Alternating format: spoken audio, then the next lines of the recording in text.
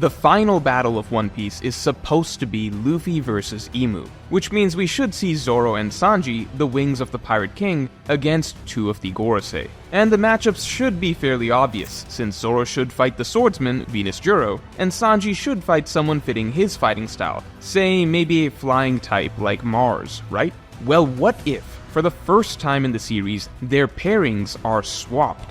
What if, for the final fight of One Piece, it's Sanji fighting the swordsman Venusjuro, and Zoro going up against a non-swordsman, Mars? Sounds crazy? Well, there are actually a lot of clues right now in Egghead Island that suggest that this will be the case. But before we get to any of that, the number one argument in favor of the swapping of matchups is that it would resolve one of the biggest dilemmas in the One Piece fandom, what I personally refer to as the Mihawk dilemma. See, in all other predictions and theories that people have made regarding Zoro's future matchups and the Straw Hats' future battles in general, there has always been one difficult piece that doesn't seem to quite fit anywhere, which is Mihawk.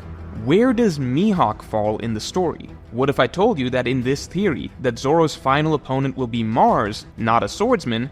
That would help resolve Mihawk's place in the story. To understand what I mean by that, first make sure to subscribe for more videos. But first I wanted to warn you all that you are probably paying way too much for your VPN. Most VPNs cost $13 to $15 a month, but right now, Surfshark VPN, the sponsor for this video, is offering a deal for less than $3 a month to my viewers. That's right, Surfshark, a world-class, award-winning VPN, is offering a $3 a month deal to my viewers who sign up right now, with a 30-day money-back guarantee, so you can essentially try it for free. And if you sign up now, you get up to an additional 3 months free. So whatever VPN you use, you could be using Surfshark for a fraction of the price. And if you don't use a VPN, well, you should jump on this deal because almost everyone uses VPNs these days. VPNs hide your data when you're browsing online, so you can do whatever you want without being tracked, while also protecting you from ads and malware. But most importantly and most useful for me is that Surfshark VPN allows me to change my location virtually to anywhere on the globe. So I get access to anime that's free for streaming on Netflix, but only in Japan with just a click of the button with Surfshark. I've also used VPNs to watch tennis streams for free that are only available in other countries. You can use VPNs to play on game servers in Asia. If you're not already using a VPN, then you're behind and you're missing out on literally a world of possibilities. And if you are using VPN, then you should switch to Surfshark and capitalize on this $3 a month deal. So get your Surfshark deal today. Just enter coupon code MORGE for up to an extra 3 months free at surfshark.deal/morge. Link in the description below, or just scan the QR code. So that aside, what is the Mihawk dilemma and how does Mars fix it? Well, we know that at some point Zoro needs to defeat Mihawk, but we also know that Mihawk is the ceiling of swordsmen in One Piece, so once Zoro defeats Mihawk, there's nowhere else for Zoro to really go. After Zoro has beaten Mihawk, Zoro's next opponent would be, at best, the number 2 best swordsman in the world. This doesn't seem very dramatic, so that would suggest that Mihawk does need to be Zoro's final opponent. But then that doesn't work either, as Imu and the Celestial Dragons are clearly set up to be the final opponents in the series. Whenever the Straw Hats face Crossguild and Mihawk, it will likely be before the final war against the Celestial Dragons. So then, how would it be possible for Zoro to defeat Mihawk and then still have a stronger opponent among the Celestial Dragons in the final arc? I've seen some readers argue that Zoro doesn't need a stronger opponent than Mihawk in the final battle against the world government, and sure, while that's technically true, it would be really strange. After all, while not every Zoro opponent needs to be stronger than the previous one, for example, it's not like the groggy monsters were stronger than Ohm, when it comes to comparing the major storylines and major conflicts, yes, every major opponent for Zoro is stronger than the previous major opponent. Mr. 1 was stronger than Hachi. Kaku was stronger than Mr. 1. It's just natural progression. For any high-stakes storylines, you want the characters to face greater challenges than before. Sure, Zombie Ryuma may not necessarily have been stronger than Kaku, it's at least debatable, but that's because Thriller Bark wasn't that big of a deal compared to Enies Lobby. Thriller Bark isn't really a major storyline. It's the same thing in the New World. Sure, between Hyozo and Monet you can split hairs about who was stronger than whom, but Fishman Island and Punk Hazard posed more minor challenges in general in the grand scheme of things. Once we started hitting the major enemy organizations like Dressrosa and Wano, yes, Pika was a greater challenge than anyone that Zoro had fought before him, and King was a greater challenge than Pika. because that is dramatic storytelling. It's the same reason that while, sure, Lucci doesn't need to be stronger than King, that's because we all understand that Lucci is meant to be a more minor fight for Zoro. What we do expect is that Zoro's next major opponent should be stronger than King, because the key word is major opponents. The next major opponent should always be stronger than the previous one. That's just dramatic writing. And the Celestial Dragons are the most major opponent imaginable. These are the climactic challenge of the entire story. It would be bizarre for the Straw Hats to be in the final battle with literally the fate of the entire world on the line, the Dawn, the 800 years long Will of D, everything at stake, battling against heaven itself. And out of all of the Straw Hats, Zoro is the only one that's actually got an easier challenge than the previous arc because Zoro already beat the world's strongest swordsman. So any swordsman he's now fighting in the final battle is a swordsman that is officially below Zoro in the rankings to begin with. Zoro himself is already coming into the final fight as number 1. He's the gold standard. His opponent would be officially, factually the underdog in the fight. It wouldn't just be strange, it would also just be underwhelming. I can't imagine a Zoro fan who would genuinely not want to see Zoro's greatest feat be in the final battle for the sake of the world. As such, in the past, the only possibility for Zoro having a fittingly climactic final battle that I could see was if Venusjuro was somehow stronger than Mihawk, either due to Venusjuro's Devil Fruit, or if the Celestial Dragons aren't even technically included in the world's strongest titles in the first place, as Marijoa could technically be considered heaven, and therefore a completely different existence than the rest of the world. However, I know that Mihawk fans don't like either of these possibilities, and so the Mihawk dilemma continues. How would it be possible for Zoro to fight a stronger opponent than Mihawk in the war against the Celestial Dragons for his final battle, without it contradicting Mihawk's status as the world's best swordsman? And the simple answer that may have just presented itself is, what if Zoro's final opponent isn't a swordsman?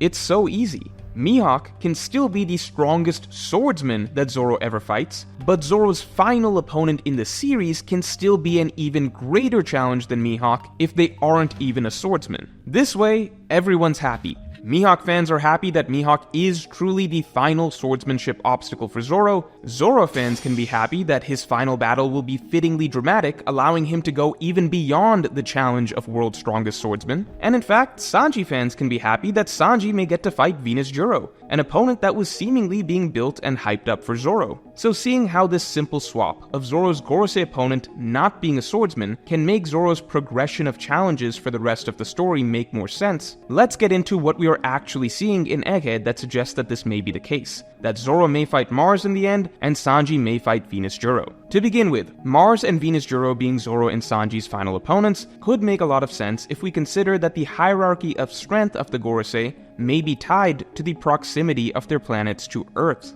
What do I mean by that? Well, in past videos, I speculated that the Gorosei were ordered in strength by the number of their planets, with Mercury being 1, Venus 2, Mars 3, Jupiter 4, and Saturn 5. This seemed consistent with what we've been seeing so far. As Saturn does appear to be the weakest, Jupiter hasn't been too impressive, and Mercury has been the most impressive, with tremendous conqueror's haki and the highest physical toughness in the series. Now, we haven't seen as much combat from Venusjuro and Mars, but they did seem very competent, so considering the initial planetary hierarchy that I speculated, it would be easy to assume that Venusjuro and Mars maybe fall in between as 2 and 3. However, you could look at it another way, because at the same time, Venusjuro and Mars are the only two Gorosei that Oda deliberately has not had fight Luffy. Instead, he's had Venusjuro and Mars performing their own solo missions, and fairly successfully for the most part, I might add. Could this be because Venusjuro and Mars are in fact the two strongest Gorosei subordinates that Oda is saving?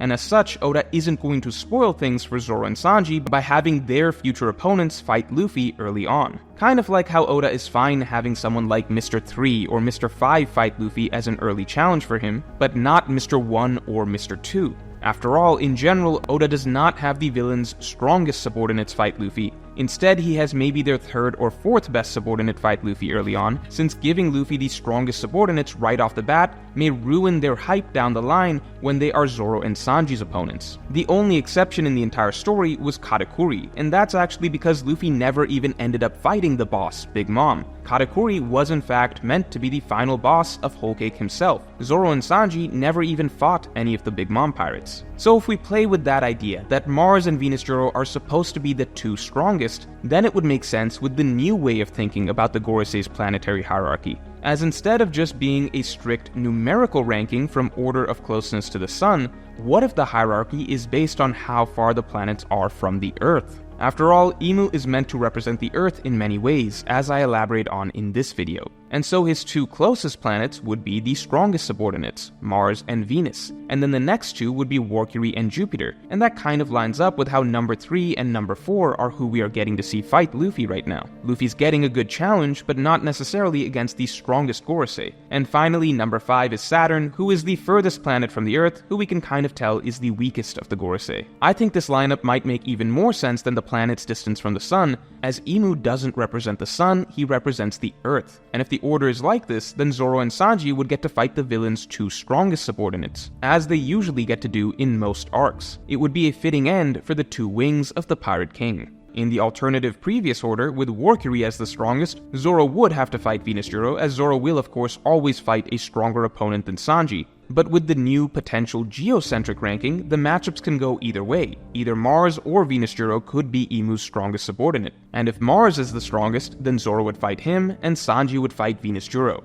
Now in this case, who do I believe the other Gorosei matchups would go to? Well, I'll break that down in my weekly podcast that you can get by supporting me on Patreon, link in the description below. But for the purposes of this discussion, focusing in just on Zoro and Sanji and their opponents, well, looking at the events of Egghead at the moment, we've already seen that Zoro and Sanji respectively have been written to have closer run-ins with these individual Gorosei, Mars for Zoro and Venusjuro for Sanji respectively. Sanji is already directly fighting with Venusjuro, while at the same time, Zoro and Mars was a close encounter with them briefly crossing paths, with Oda stopping them from interacting at the last moment, almost as if it is being saved for later. On top of this, if we consider Mars and Venusjuro individually, Mars is named after Mars, the god of war, and Venusjuro is named after Venus, the god of love. That is very interesting, as symbolically I think most would agree that between love and war, Sanji symbolically would fall on the side of love, and Zoro would symbolically fall on the side of war. Sanji has of course historically been a passionate, romantic man fueled by emotion and love, while Zoro is a warrior through and through, driven by battle and love of combat.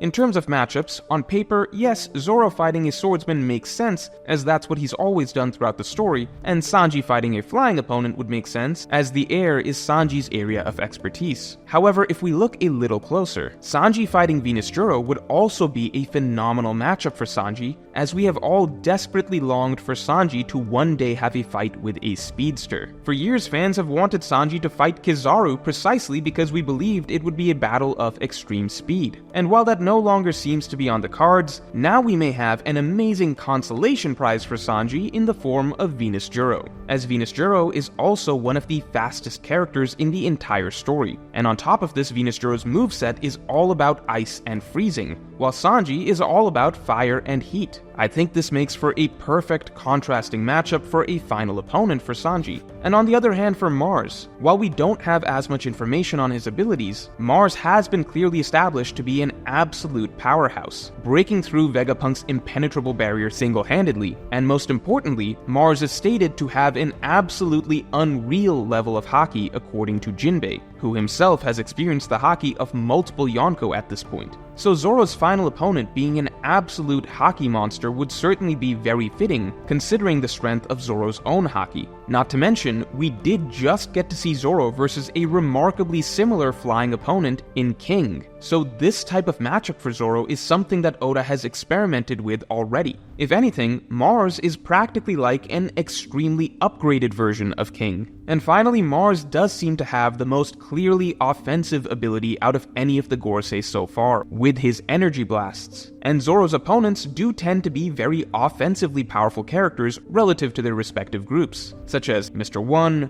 Kaku, Pika, and King. So on paper, while Zoro does make sense fighting Venusjuro as the traditional swordsman versus swordsman matchup, and Sanji does make sense fighting Mars as a nice flying type versus flying type matchup, if we look a bit closer, both of these matchups also work perfectly swapped, and are still just as interesting, if not more so, simply due to the novelty of getting to see Zoro fight a non-swordsman and seeing Sanji fight a swordsman. Because at the end of the day, Zoro and Sanji swapping their expected opponents for the final saga makes so many other things work. Zoro fighting Mars as his final opponent allows Zoro to achieve his dream of becoming the world's strongest swordsman by defeating Mihawk, while still making sure that Zoro's final challenge against the Celestial Dragons will be his greatest. It also allows Sanji to get that high-speed matchup that we so craved against Kizaru, just against Venusjuro instead. It allows Zoro and Sanji to fight Imu's two strongest subordinates, Mars in this case being number 1 and Venusjuro being number 2, so that Zoro and Sanji can close the story playing out their role as the wings of the Pirate King. And finally, it fits both characters thematically, with Zoro fighting the God of War and Sanji fighting the God of Love. So yes, while traditional logic still says that Zoro will fight the swordsman and Sanji will fight whoever is left over, for the first time I think there is an interesting and very appealing possibility that Oda may mix it up for the final battle, and we may get two unorthodox but simultaneously highly fitting endgame opponents for the Pirate King's right and left-hand men, with Zoro against Mars and Sanji against Venusjuro. So let me know which matchup you think is more likely for Zoro and Sanji in the comments below, and if you enjoyed this video then definitely like and subscribe, and you can support me on Patreon to get my extended thoughts on how the other Gorosei's matchups will play out with these new possibilities on my weekly podcast by supporting me on Patreon. Link in the description below. And make sure to get your Surfshark deal for $3 a month. Just enter coupon code MORGE for up to an additional 3 months free at surfshark.deal/morge or just scan the QR code.